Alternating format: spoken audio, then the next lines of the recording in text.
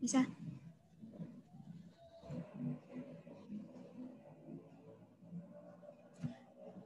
Assalamualaikum warahmatullahi wabarakatuh. Halo teman-teman, perkenalkan kami kelompok 7 dari kelas farmasi 54, farmasi B. Pada kesempatan kali ini, kami akan memaparkan materi kami yang berjudul Pancasila sebagai Paradigma Pembangunan Politik. Baiklah, saya akan memperkenalkan diri dan teman-teman saya. Saya perkenalkan Jessica Aurelia Gosal sebagai pemateri pertama, Indi Aulianur Ramadhani sebagai pemateri ketiga, Marwa Wirdaningsi sebagai pemateri keempat, Mutiara Cahya Utami sebagai pemateri kedua, dan saya sendiri, Salwa Ramadanti, sebagai moderator. Pada kesempatan kali ini, kelompok kami memiliki 4 pokok pembahasan. Yang pertama yaitu konsep, realita, masalah, serta solusi. Baiklah, saya persilakan kepada pemateri pertama untuk menyampaikan materinya. Baik, terima kasih atas kesempatannya. Saya akan menjelaskan mengenai konsep dari Pancasila sebagai paradigma pembangunan politik.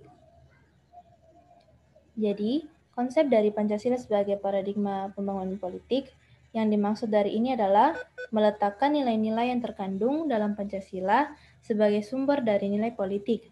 Sumber nilai politik ini harusnya mengacu pada nilai-nilai Pancasila, terutama pada sila keempat, di mana semua praktik politik harus berkembang atas asas-asas kerakyatan. Hal ini dikarenakan karena warga negara merupakan pelaku politik, sehingga masyarakat harus mampu menempatkan kekuasaan tertingginya sebagai warga negara di Indonesia yang menganut sistem politik demokrasi di mana kekuasaannya dari rakyat, oleh rakyat, dan untuk rakyat. Warga Indonesia sebagai warga negara harus ditempatkan sebagai subjek atau pelaku politik, bukan sekedar sebagai objek politik.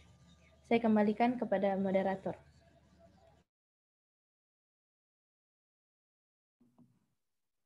Baiklah, selanjutnya saya persilakan kepada pemateri kedua. Baik, terima kasih atas kesempatan yang telah diberikan kepada saya. Di sini saya akan menjelaskan realita Pancasila sebagai paradigma pembangunan politik. Manusia Indonesia selaku warga negara harus ditempatkan sebagai subjek atau pelaku politik, bukan sekedar objek politik.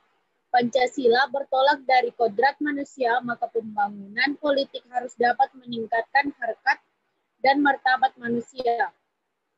Sistem politik Indonesia yang bertolak dari manusia sebagai subjek harus mampu menempatkan kekuasaan tertinggi pada rakyat. Kekuasaan adalah dari rakyat, oleh rakyat, dan untuk rakyat. Sistem politik Indonesia yang sesuai Pancasila sebagai paradigma adalah sistem politik demokrasi, bukan otoriter berdasar hal itu. Sistem politik Indonesia harus dikembangkan atas asas kerakyatan. Pengembangan selanjutnya adalah sistem politik didasarkan pada asas-asas moral daripada sila-sila pada Pancasila. Oleh karena itu, secara berturut-turut sistem politik Indonesia dikembangkan atas moral ketuhanan, moral kemanusiaan, moral persatuan, moral kerakyatan, dan moral keadilan. Perilaku politik baik dari warga negara maupun penyelenggara negara dikembangkan atas dasar moral tersebut sehingga menghasilkan perilaku politik yang santun dan bermoral. Baik, terima kasih. Saya kembalikan kepada moderator. Baik, saya lanjutkan untuk pemateri ketiga. Saya persilahkan. Baik, atas kesempatan yang telah diberikan. Di sini saya akan menjelaskan materi mengenai masalah yang akan dihadapi terkait dengan pembahasan yang sudah dibahas sebelumnya.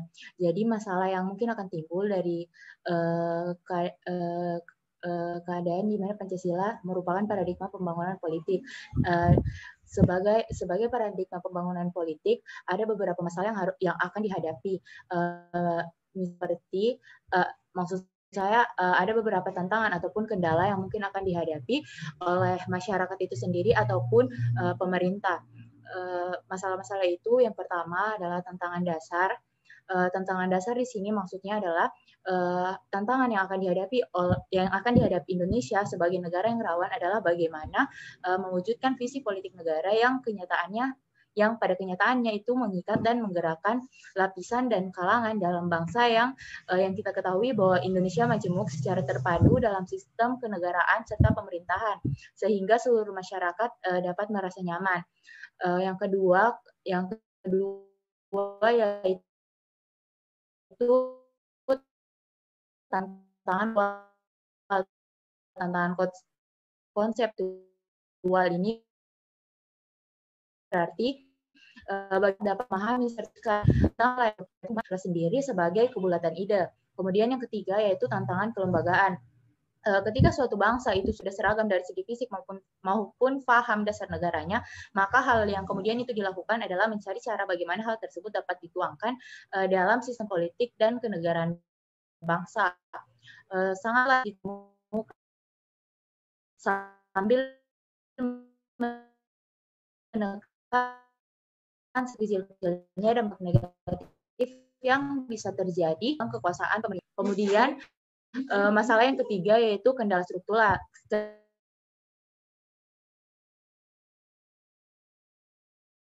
Dalam mewujudkan visi politiknya, yaitu kenyataan bangsa Indonesia merupakan suatu negara yang majemuk, yang dimana tidak hanya ditempa oleh sejarah daerah yang panjang, namun juga perbedaan agama dengan ajaran yang sangat berbeda antara satu dan lainnya. Bahkan juga di suatu agama itu akan terdapat perbedaan mazhab yang dianut. Selain itu juga sangat sulit untuk menyadarkan lapisan elit tentang bagaimana majemuknya Indonesia. Kemudian yang ketiga yaitu kendala struktural. Kendala struktural maksudnya adalah tatanan kenegaraan yang sangat sentralistik yang tercantum dalam pasal-pasal Undang-Undang Dasar 1945 yang asli. Di mana kita ketahui bahwa awalnya Indonesia mengambil posisi sentralistik yang kemudian diubah menjadi desentralistik.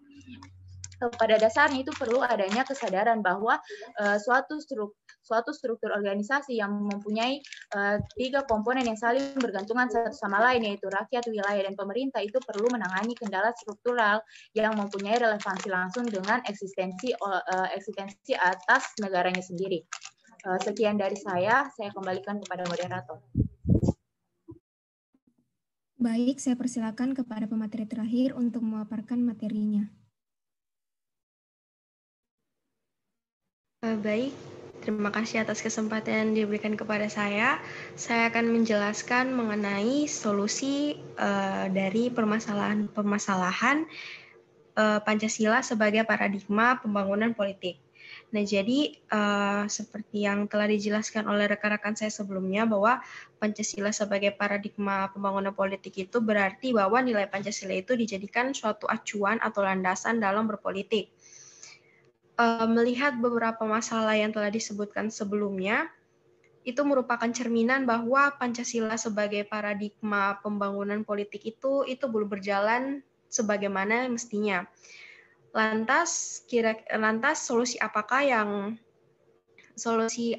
yang dapat yang sesuai dari permasalahan tersebut, yaitu mengaktualisasikan nilai Pancasila, yakni sila ketuhanan, sila kemanusiaan, sila persatuan, sila kerakyatan, dan sila keadilan dalam berpolitik. Di mana sila-sila Pancasila ini harus dipandang sebagai suatu sistem nilai yang pada hakikatnya Pancasila itu sebagai suatu kesatuan. Nilai yang terkandung di dalam Pancasila itu adalah yang pertama, sila ketuhanan. Sila ketuhanan itu mengandung nilai bahwa dalam penyelenggaraan negara itu harus berdasarkan pada ketuhanan, sebagaimana Indonesia merupakan rahmat yang diberikan oleh Tuhan Yang Maha Esa, sehingga diamanatkan bahwa tidak boleh ada politik yang anti agama. Terus sila kedua atau sila kemanusiaan itu sila yang mengandung nilai kemanusiaan sebagai makhluk yang berbudaya, bermoral, dan beragama, serta adil dalam hubungan diri sendiri, sesama, serta dengan lingkungannya. Sehingga dalam berpolitik itu tidak boleh adanya diskriminasi, melihat bahwa Indonesia itu merupakan negara yang multikultural, serta dalam berpolitik itu harus menghargai hak-hak asasi manusia. Yang selanjutnya adalah sila ketiga atau sila persatuan, di mana seperti yang saya jelaskan sebelumnya bahwa Indonesia itu merupakan negara multikultural yang memiliki banyak agama, suku, dan ras, sehingga harus adanya persatuan dan tidak boleh ada perpecahan. Serta dalam berpolitik itu harus memiliki rasa nasionalisme dan tidak membedakan atau lebih memprioritaskan suatu golongan. Kemudian sila selanjutnya itu sila keempat atau sila kerakyatan. Sila ini merupakan sila terpenting dalam berpolitik. Mengapa? Karena di dalam berpolitik itu harus memikirkan rakyat dan bagaimana mensejahterakan rakyat. Terus yang selanjutnya adalah sila kelima atau sila terakhir, yaitu sila keadilan sosial, di mana sila ini merupakan tujuan negara. Karena sila kelima itu karena tujuan negara itu adalah untuk keadilan sosial. Terus sila kelima itu harus menjadi landasan dalam berpolitik karena agar berkeadilan sosial bagi mereka yang secara sosial dan ekonomis itu rendah sehingga tidak ditindas oleh yang berkuasa. Nah, jika Indonesia itu dapat benar-benar mengaktualisasikan nilai-nilai Pancasila ini, maka dapat terjamin bahwa tidak akan adanya masalah politik seperti yang disebutkan sebelumnya, seperti contohnya tidak akan ada kasus korupsi karena berpegang teguh pada sila pertama dan sila keempat dan sila kelima, lalu tidak akan adanya kendala kultural karena berpegang teguh pada sila pertama dan sila ketiga, dan serta tidak adanya kendala kelembagaan karena berpegang teguh pada sila keempat dan sila kelima. Sekian dari saya kembalikan ke...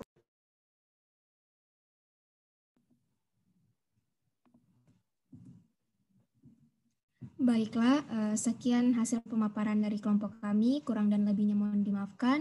Semoga materi kali ini dapat bermanfaat.